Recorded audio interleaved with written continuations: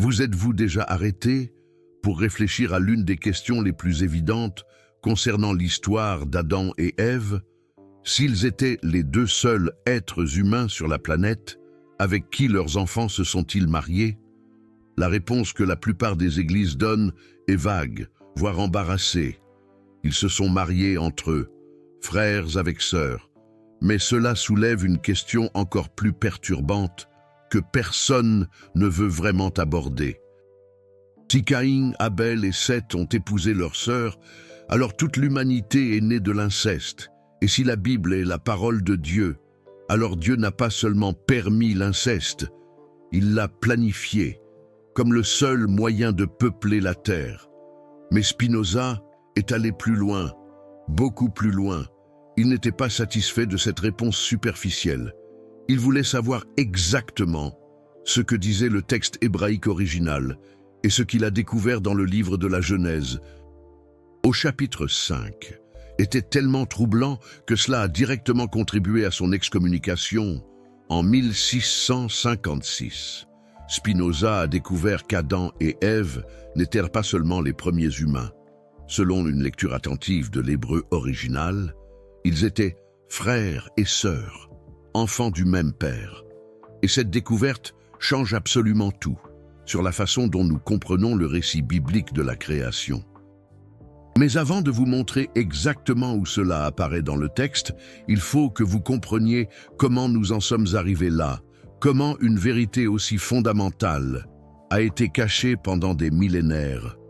Le livre de la Genèse, au chapitre 1, décrit la création de l'humanité d'une certaine manière. Dieu dit « Faisons l'homme à notre image, selon notre ressemblance ». Et Dieu créa l'homme à son image. Il le créa à l'image de Dieu. Il créa l'homme et la femme. Soyez attentifs aux mots. Il créa l'homme et la femme, au pluriel, au même moment, tous deux créés simultanément, à l'image de Dieu. Mais le livre de la Genèse, au chapitre 2, raconte une histoire complètement différente. D'abord, Dieu façonne Adam, à partir de la poussière de la terre. Ensuite, voyant qu'Adam était seul, Dieu le fait s'endormir et crée Ève à partir de sa côte. Deux histoires différentes, deux chronologies différentes, deux origines différentes pour la femme. La plupart des théologiens essaient d'harmoniser ces narrations en disant que le chapitre 2 de la Genèse n'est qu'un développement du chapitre 1. Mais Spinoza, en lisant l'hébreu original, a réalisé que cela n'avait aucun sens linguistique. Les mots utilisés sont différents. Les structures grammaticales sont différentes. Les noms de Dieu sont différents. Dans le chapitre 1 de la Genèse, le nom utilisé est Elohim. Dans le chapitre 2, c'est Yahvé Elohim.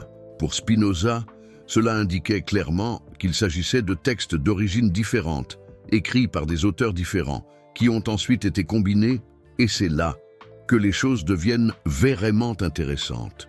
Si les chapitres 1 et 2 de la Genèse sont des narrations séparées, alors l'humanité du chapitre 1, créée simultanément comme homme et femme, n'est pas nécessairement la même qu'Adam et Ève du chapitre 2. Certains érudits anciens, y compris des sources juives médiévales, affirmaient qu'avant Ève, il existait une autre femme, Lilith, créée en même temps qu'Adam, comme son égale, mais qui a refusé d'être soumise et a été expulsée du jardin d'Éden. Spinoza connaissait ces traditions, et elles n'étaient pas marginales. L'alphabet de Ben Sira, un texte juif du IXe siècle, raconte l'histoire complète de Lilith. Elle a été créée à partir de la même argile qu'Adam, au même moment, comme son égale. Mais quand Adam a exigé qu'elle soit soumise, elle a prononcé le nom ineffable de Dieu et s'est envolée loin du jardin d'Éden. Dieu a envoyé 3 anges pour la ramener. Elle a refusé et comme punition, elle a été condamnée à voir 100 de ses enfants démoniaques mourir tous les jours. En vengeance, elle est devenue une menace pour les nouveaux-nés humains. Cette histoire explique pourquoi les amulettes contre Lilith étaient courantes dans les communautés juives pendant des siècles. Elle explique pourquoi il existe des incantations spécifiques pour protéger les bébés de son influence, et elle explique la contradiction entre le chapitre 1 et le chapitre 2 de la Genèse. La femme du chapitre 1 était Lilith. Ève était la remplaçante. Mais l'Église n'a jamais accepté cette explication. Parce qu'admettre qu'Ève n'était pas la première femme créerait d'immenses problèmes théologiques. S'il y avait une femme avant Ève, d'où vient le péché originel? La chute s'est-elle produite avec Lilith ou avec Ève? Et si Lilith a eu des enfants, ces enfants portent-ils le péché originel ou non? Spinoza connaissait toutes ces questions, mais il est allé au-delà. Il a analysé le chapitre 5 de la Genèse avec un regard critique que personne auparavant n'avait appliqué. C'est le chapitre des généalogies. La liste des descendants d'Adam. Le texte commence ainsi. Voici le livre de la postérité d'Adam. Lorsque Dieu créa l'homme, il le fit à la ressemblance de Dieu. Il créa l'homme et la femme. Il les bénit et les appela du nom d'Adam lorsqu'ils furent créés. Avez-vous remarqué ce qui vient de se passer? Le texte dit que Dieu créa l'homme et la femme et appela les deux Adam, pas Adam et Ève. Seulement Adam. Le nom Adam, dans l'hébreu original, est utilisé pour se référer aux deux. Spinoza a réalisé que cela suggérait quelque chose de radical. Adam n'était pas un nom propre individuel, c'était un terme collectif, une désignation pour les premiers humains créés, indépendamment du genre, et cela change complètement l'interprétation du texte. Si Adam est un terme collectif, alors l'Ève du chapitre 2 de la Genèse n'est pas la femme du chapitre 1. Ce sont des personnages différents, et le récit de la côte ne concerne pas la création de la première femme, mais la création d'une femme spécifique pour un homme spécifique. Mais attendez, parce que cela devient encore plus compliqué. Spinoza a analysé la structure grammaticale du chapitre 2, verset 23, où Adam dit à propos d'Ève « Voici cette fois celle qui est os de mes os et chair de ma chair. On l'appellera femme parce qu'elle a été tirée de l'homme. » En hébreu, il y a un jeu de mots. Ish signifie homme et Isha signifie femme. Le mot pour femme est littéralement dérivé du mot pour homme, tout comme Ève a été dérivée d'Adam. Mais Spinoza a remarqué quelque chose que les autres ont ignoré. L'expression « os de mes os et chair de ma chair » apparaît à d'autres endroits de la Bible. Et dans tous ces autres endroits, elle indique une parenté de sang, une relation familiale. Quand Laban dit à Jacob « Tu es mon os et ma chair », il reconnaît qu'ils sont parents. Quand les anciens d'Israël disent à David « Nous sommes ton os et ta chair », ils affirment des liens de sang. Alors, quand Adam dit qu'Ève est os de ses os et chair de sa chair, il ne décrit pas seulement son origine physique, il reconnaît une parenté, une relation familiale. Ève n'était pas seulement la femme d'Adam, elle était sa parente de sang. Et selon le récit biblique, si les deux ont été créés par le même Dieu, les deux sont enfants de ce Dieu, ce qui ferait d'eux, en termes humains, frères et sœurs. Cela peut sembler une interprétation forcée pour ceux qui n'ont jamais étudié le texte original. Mais Spinoza avait des preuves linguistiques solides. Jésus lui-même, dans le Nouveau Testament, est appelé le second Adam. Paul écrit dans l'Épître aux Romains que, comme par un seul homme, le péché est entré dans le monde. Par un seul homme est venue la rédemption. Adam et Jésus sont mis en parallèle, comme fils de Dieu. Si Adam était fils de Dieu au sens où il a été créé directement par lui, et qu'Ève a aussi été créée directement par Dieu, alors ils partagent le même Père. Ce sont des frères spirituels au minimum, et possiblement des frères au sens le plus littéral du terme. Et voici la partie qui a vraiment perturbé les autorités religieuses de l'époque de Spinoza. Si l'humanité a commencé avec un mariage entre frères et sœurs, alors le péché originel n'était pas de manger le fruit interdit. Le péché originel était l'inceste, institutionnalisé par Dieu, ou, alternativement, l'inceste n'était pas un péché au commencement. Il est devenu un péché plus tard, quand les lois ont été données à Moïse, mais cela signifie que la moralité divine a changé, que ce qui était acceptable pour Dieu à un moment est devenu une abomination à un autre. N'importe laquelle de ces conclusions est dévastatrice pour la théologie traditionnelle. Si Dieu a planifié l'inceste, il ne peut pas être la source de la moralité absolue. Si la moralité divine change, alors il n'existe pas de vérité morale éternelle.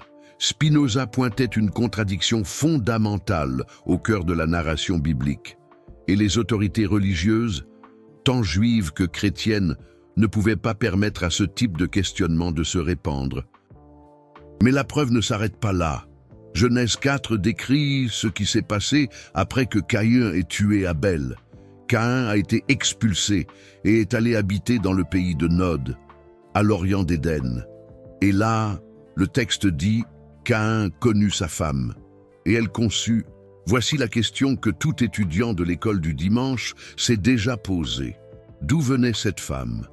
Si Adam et Ève étaient les seuls humains, et que leurs seuls enfants mentionnés jusqu'à ce point étaient Caïn et Abel. D'où Caïn a-t-il tiré une épouse dans le pays de Nod? La réponse traditionnelle est que Caïn a épousé une sœur, qui n'a pas été mentionnée par son nom. Mais cela soulève des problèmes.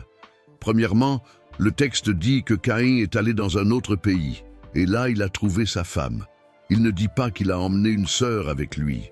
Cela suggère qu'il y avait des femmes dans ce pays, qui n'étaient pas de la famille d'Adam. Deuxièmement, il y avait d'autres personnes dans le pays de Nod. D'où venaient-elles?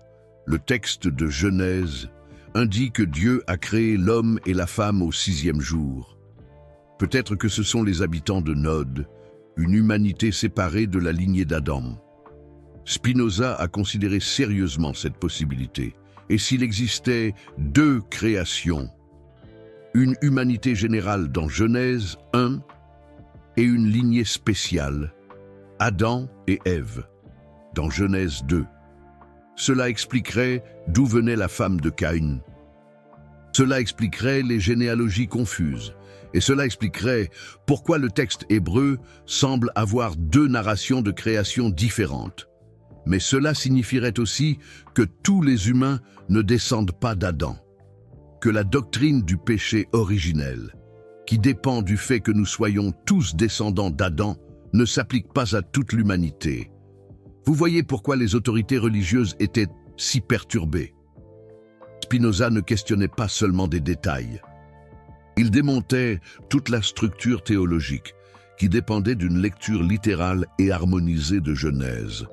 Et il avait plus, Genèse 5 liste les générations d'Adam à Noé.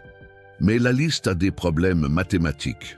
Si vous additionnez les âges auxquels chaque patriarche a eu son premier fils et ensuite additionnez les années qu'ils ont vécues après cela, vous arrivez à des nombres qui n'ont pas de sens historique.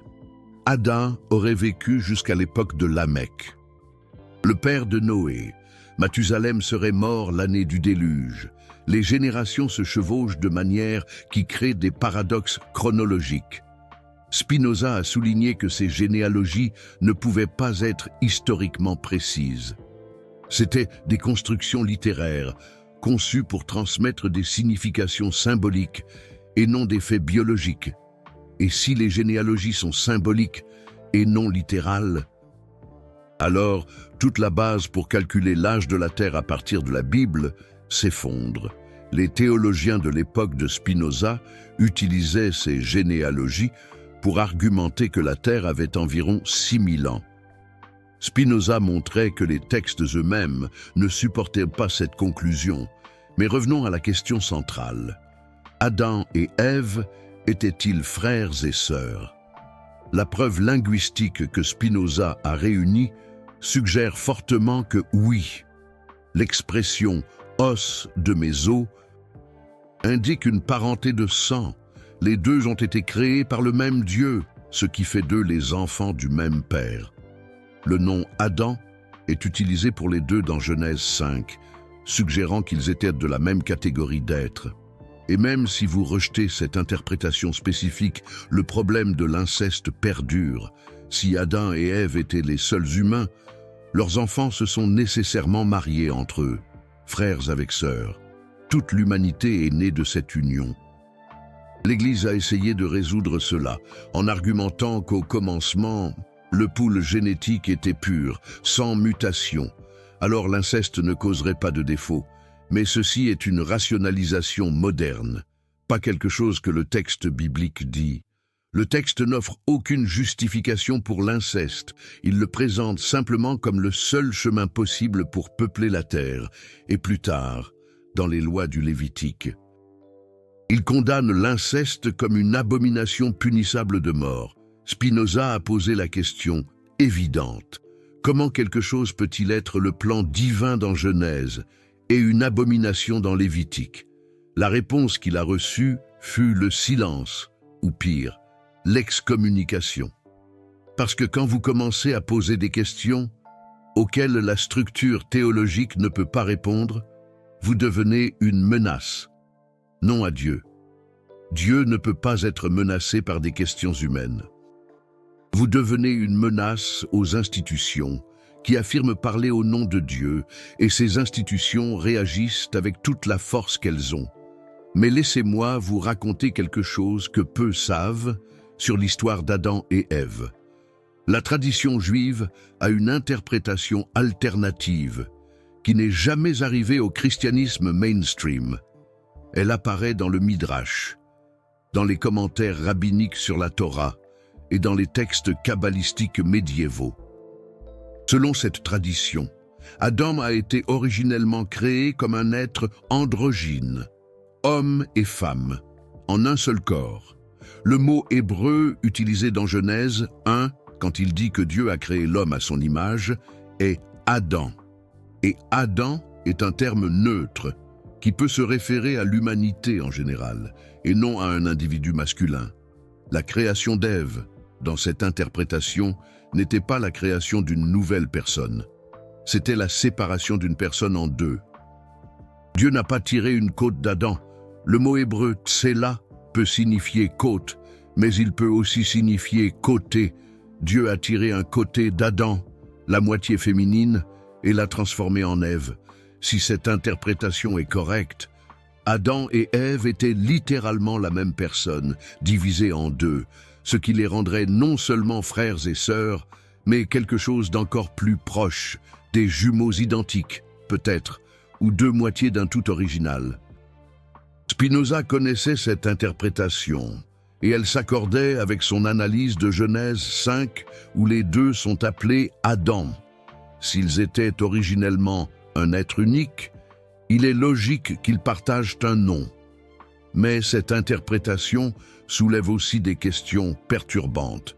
Imaginez, si Adam et Ève étaient à l'origine un seul être, alors leur mariage était une forme de réunification. Deux moitiés essayant de redevenir un. Ça change complètement le sens de la narration. Et ça change aussi la question de l'inceste. Si Adam et Ève étaient deux moitiés du même être, se marier ne serait pas de l'inceste au sens traditionnel. Ce serait quelque chose de complètement différent. Quelque chose pour lequel nous n'avons même pas de mots. Les kabbalistes médiévaux ont développé toute une théologie basée sur cette idée. La réunification du masculin et du féminin comme un chemin spirituel. Le mariage comme une pratique mystique. L'acte sexuel comme une façon de restaurer l'unité primordiale. Mais l'Église catholique a rejeté ces idées.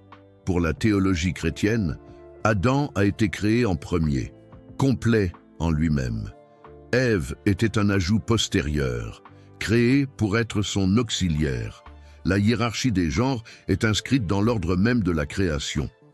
Admettre l'interprétation androgyne détruirait cette hiérarchie. Si Adam et Ève étaient à l'origine égaux, des parties du même être, alors il n'existe aucun fondement biblique pour la soumission féminine. Vous voyez pourquoi cette interprétation a été supprimée. Ce n'est pas seulement une question d'inceste, c'est une question de pouvoir, de qui a l'autorité. de comment les relations entre l'homme et la femme doivent être structurées. La lecture de la Genèse qui a prévalu est la lecture qui servait les intérêts d'une Église patriarcale. Et les lectures alternatives, même celles avec une base textuelle solide, ont été marginalisées. Spinoza voyait ça avec clarté. Il comprenait que l'interprétation de la Bible n'a jamais été un exercice neutre. Il y a toujours eu des intérêts en jeu, il y a toujours eu du pouvoir impliqué. Et c'est pour avoir pointé ça du doigt qu'il a payé le prix. Spinoza a payé le prix pour ces questions. Le 27 juillet 1656 fut lu dans la synagogue d'Amsterdam le hérem le plus sévère de l'histoire juive. Les mots étaient dévastateurs. Par les décrets des anges et par les ordres des saints, nous excommunions, expulsons, maudissons et exécrons Baruch de Spinoza. Maudit soit-il de jour et maudit soit-il de nuit. Maudit soit-il en se couchant et maudit soit-il en se levant. Maudit soit-il en sortant et maudit soit-il en entrant. Il avait 23 ans. La communauté juive d'Amsterdam, des réfugiés de l'Inquisition ibérique, ne pouvait pas se permettre d'avoir un membre questionnant publiquement les Écritures.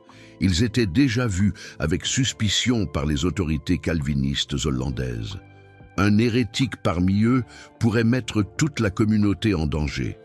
Mais l'excommunication n'a pas réduit Spinoza au silence, elle l'a juste libéré. Sans lien avec la communauté religieuse, il a dédié le reste de sa vie à développer ses idées. Et une des questions qui l'a le plus occupé fut exactement cette contradiction dans la Genèse. Comment la narration de la création pouvait-elle être réconciliée avec la logique la plus basique? Il a écrit dans le traité théologico-politique que les Écritures doivent être interprétées en utilisant les mêmes outils que ceux que nous utilisons pour tout texte ancien. Analyse linguistique, contexte historique, comparaison avec d'autres sources de la même époque. Quand il a appliqué ces outils à la Genèse, il a découvert quelque chose qui changerait à jamais l'étude biblique. La Genèse n'a pas été écrite par Moïse. Elle a été compilée à partir d'au moins 4 sources différentes, écrites à des époques différentes, par des auteurs avec des perspectives théologiques différentes. La source qui utilise le nom Elohim pour Dieu, la source qui utilise Yahvé, la source sacerdotale, focalisée sur les rituels et les généalogies, et la source deutéronomiste, préoccupée par la loi. Ces sources ont été combinées par des éditeurs postérieurs, qui ont tenté d'harmoniser des narrations qui étaient à l'origine indépendantes. Et dans le processus, ils ont créé les contradictions et les duplications que Spinoza a identifiées. Genèse 1 et Genèse 2 ne sont pas la même histoire racontée de différentes manières. Ce sont des histoires différentes, d'auteurs différents, cousues ensemble. Cette découverte, que nous appelons aujourd'hui l'hypothèse documentaire, est acceptée par la plupart des érudits bibliques sérieux. Mais à l'époque de Spinoza, c'était de l'hérésie pure. Et les implications pour la question d'Adam et Ève sont profondes. Si Genèse 1 vient d'une source et Genèse 2 d'une autre, alors les premiers humains de Genèse 1 ne sont pas nécessairement Adam et Ève de Genèse 2. Ce peuvent être des populations différentes, des créations différentes. Cela expliquerait d'où venait la femme de Caïn. Les habitants de Nod étaient des descendants de l'humanité de Genèse 1 et non de la lignée spéciale d'Adam. Cela expliquerait aussi pourquoi Genèse 5 dit que Dieu a appelé les deux, hommes et femmes, Adam. Dans la source originale de ce passage, Adam était un terme générique pour l'humanité et non le nom propre d'un individu. Et si Adam est un terme générique, alors Ève peut aussi l'être. Le nom Ève, en hébreu Shava, signifie vie ou vivante. Ce n'est peut-être pas le nom d'une personne spécifique, mais un titre pour la mère des vivants, comme le texte lui-même l'appelle. Spinoza déconstruisait la lecture littérale de la Genèse et révélait les couches de composition sous le texte final. Mais pourquoi est-ce que ça importe? Pourquoi devrions-nous nous soucier de la façon dont un texte de 3000 ans a été compilé? Parce que des milliards de personnes basent leur vie sur ce texte. Parce que des doctrines sur le péché, le salut et la nature humaine dépendent d'une lecture spécifique de la Genèse. Parce que la façon dont nous comprenons Adam et Ève affecte la façon dont nous nous comprenons nous-mêmes. Si Adam et Ève étaient des figures littérales, les premiers et uniques humains créés directement par Dieu, alors nous portons tous la culpabilité de leur péché. Nous naissons tachés. Nous avons besoin de rédemption. Mais si Adam et Ève sont des personnages symboliques, ou des représentants d'une humanité plus large, ou des compositions littéraires de multiples sources, alors la doctrine du péché originel doit être repensée. Spinoza ne cherchait pas à détruire la foi des gens, il essayait de les libérer d'interprétations qui n'avaient pas de sens, des interprétations qui exigeaient que les gens croient en des impossibilités logiques pour être considérés comme fidèles. Il argumentait que la vraie foi ne dépend pas de l'acceptation d'absurdités. La vraie foi est compatible avec la raison. Et si un texte sacré semble contredire la raison, le problème est dans l'interprétation, pas dans la raison. Mais les institutions religieuses de l'époque, et beaucoup encore aujourd'hui, voient cela comme une menace. Si les gens commencent à interpréter les textes par eux-mêmes, en utilisant la raison et l'analyse critique, qu'advient-il de l'autorité des interprètes officiels? L'Église a toujours affirmé le monopole sur l'interprétation correcte des Écritures. D'abord, l'Église catholique, puis les diverses dénominations protestantes.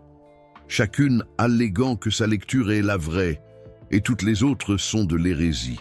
Spinoza disait qu'aucune d'entre elles n'avait le monopole de la vérité, que le texte devait être lu de manière critique, comparé avec des preuves, analysé linguistiquement, et que toute personne ayant une éducation adéquate pouvait faire ça.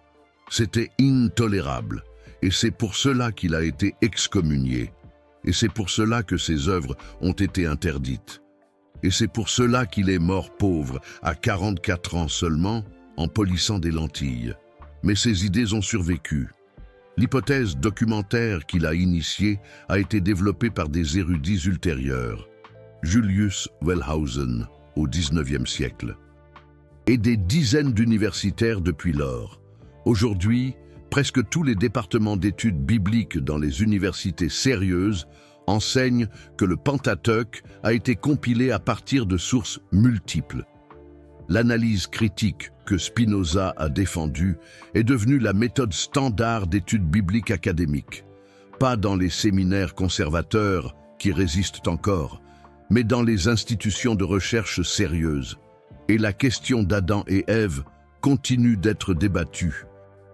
Certains érudits argumentent que ce sont des figures mythologiques, représentant l'humanité en général. D'autres disent que ce sont des individus historiques, mais dont les histoires ont été embellies au fil du temps. D'autres encore défendent la lecture littérale traditionnelle, malgré toutes les contradictions. Ce que Spinoza nous a enseigné, c'est que nous pouvons poser ces questions, que questionner n'est pas blasphème, que la recherche de la vérité est compatible avec la spiritualité véritable. Et cette leçon est plus pertinente aujourd'hui que jamais. Nous vivons à une époque de fondamentalisme religieux qui insiste sur des lectures littérales de textes anciens, qui rejettent la science quand elle contredit leurs interprétations, qui voient tout questionnement comme une attaque à la foi. Spinoza nous rappelle que cela ne doit pas être ainsi, que les grandes traditions religieuses ont survécu et se sont adaptées au long de millénaires précisément parce qu'elles ont permis la réinterprétation, que la foi qui ne peut être questionnée est fragile, et que la foi qui survit au questionnement est robuste. Si vous avez grandi en apprenant qu'Adam et Ève étaient les premiers et uniques humains, que nous descendons tous d'eux, que nous portons la culpabilité de leurs péchés, alors ce que je dis peut être perturbateur. Mais pensez-y un instant. Croyez-vous vraiment que toute la diversité génétique humaine, tous les groupes ethniques, Toutes les variations biologiques que nous voyons aujourd'hui viennent d'un seul couple il y a 6000 ans. La science moderne nous dit que c'est génétiquement impossible.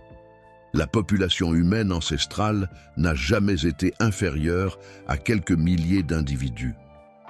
Il y a trop de diversité génétique pour être issu de deux ancêtres communs dans une période aussi courte. Alors nous avons deux options. Soit la science se trompe, soit la lecture littérale de la Genèse se trompe. Spinoza a choisi la raison, et la raison, constamment appliquée, pointe vers une conclusion. La Genèse n'est pas un récit historique littéral. C'est une narrative théologique, avec des couches de signification, compilée à partir de sources multiples, qui n'a jamais été destinée à être lue comme un livre de biologie.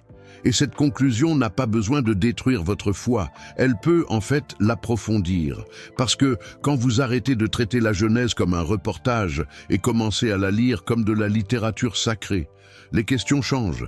Il ne s'agit plus de savoir si Adam et Ève ont existé littéralement. Il s'agit de savoir ce que leur narrative essaie de nous dire sur la condition humaine. Pourquoi rejetons-nous la faute sur les autres? Pourquoi cachons-nous notre honte? Pourquoi cherchons-nous la connaissance même en sachant qu'elle peut nous blesser? Pourquoi les relations entre hommes et femmes sont-elles si complexes?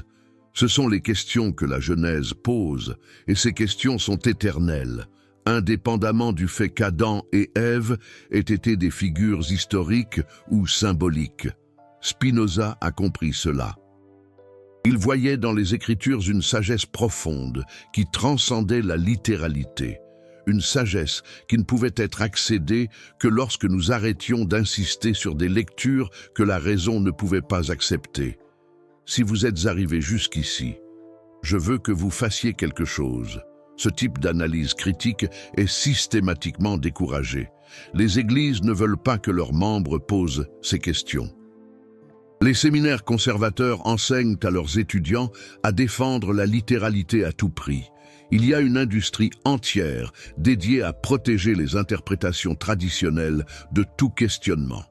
Le Super Thanks, juste en bas, est une façon pour vous de dire que ce type de contenu mérite d'exister, que les questions difficiles méritent d'être posées, que la tradition de Spinoza, d'utiliser la raison pour comprendre les textes sacrés, doit continuer. Chaque personne qui soutient ce travail rejoint une lignée de questionneurs, de personnes qui ont refusé d'accepter des réponses qui n'avaient pas de sens, de chercheurs qui ont payé des prix élevés pour leur honnêteté intellectuelle. Vous faites partie de cette tradition maintenant. Maintenant, dites-moi dans les commentaires, qu'avez-vous appris sur Adam et Ève quand vous étiez enfant? Quelqu'un vous a-t-il déjà puni pour avoir posé des questions sur la Bible? Pouvez-vous réconcilier la narrative de la Genèse avec ce que la science nous dit sur les origines humaines? Je veux connaître votre histoire, parce que chaque personne qui questionne aide à ouvrir l'espace pour que d'autres questionnent aussi. Spinoza a été excommunié pour avoir posé des questions. Mais ces questions ont survécu. Et aujourd'hui, 368 ans plus tard, nous posons encore les mêmes questions. Si Adam et Ève étaient frères et sœurs, qu'est-ce que cela signifie? Si la Genèse a été compilée à partir de sources multiples, comment devons-nous la lire? Si la lecture littérale n'a pas de sens, quelle lecture en a? Ces questions n'ont pas de réponse facile, mais le fait que nous puissions les poser ouvertement, sans crainte d'excommunication, est un hommage à l'héritage de Spinoza. La vérité sur la Genèse est complexe, beaucoup plus complexe que les versions simplifiées qu'on nous a enseignées dans l'enfance. Mais cette complexité n'est pas une faiblesse, c'est une richesse. Un texte qui peut être questionné pendant des millénaires et encore générer des intuitions est un texte puissant. Une narrative qui refuse d'être réduite à la littéralité est une narrative profonde. Spinoza savait cela. Et maintenant vous le savez aussi. La question, c'est ce que vous allez faire avec cette connaissance. Allez-vous revenir aux réponses confortables que vous avez toujours acceptées ou allez-vous continuer à poser des questions, même quand les questions dérangent? le choix est vôtre. Mais une fois que vous voyez les contradictions, vous ne pouvez plus les dévoir. Une fois que vous percevez les questions, vous ne pouvez plus revenir à les ignorer. Bienvenue sur le chemin que Spinoza a tracé. C'est un chemin difficile. Au solitaire parfois, mais c'est le seul chemin qui mène à la vérité. Et la vérité, Spinoza insistait, est la seule chose pour laquelle il vaut la peine de vivre. Mais avant de terminer, je dois vous raconter encore une chose sur Adam et Ève que presque personne ne connaît.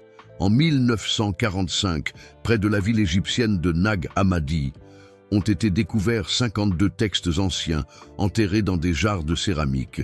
C'étaient des textes gnostiques, écrits dans les premiers siècles du christianisme, que l'Église avait déclarés hérétiques et avait tenté de détruire. Parmi ces textes, il y avait l'Apocryphon de Jean, également appelé le livre secret de Jean, et dedans, l'histoire d'Adam et Ève est racontée d'une façon complètement différente.